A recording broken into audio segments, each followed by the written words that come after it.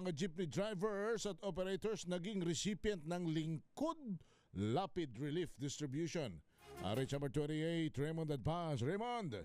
Mahigit 100 jeepney drivers at operators ang nabigyan ng tulong mula sa Lingkod Lapid sa isinagawang relief distribution sa headquarters ng Pasang Mazda sa Quezon City. Pinangunahan ng tanggapan ni Senador Lito Lapid ang pamamahagi ng tig-2 kahon ng ayuda sa mga miyembro ng transport group na Pasang Mazda. Laman ng mga kahon ng mga delata, bigas, kape, bottled water at hygiene kits. Ayon sa Lingkod Lapid, unang batch pa lamang ito ng mga benepisyaryong drivers at operators mula sa Pasang Mazda na nakatanggap ng tulong mula sa Philippine Amusement and Gaming Corporation o PAGCOR. Susunod na magiging recipient ng ayuda ay mga driver at operator sa lalawigan ng Bulacan.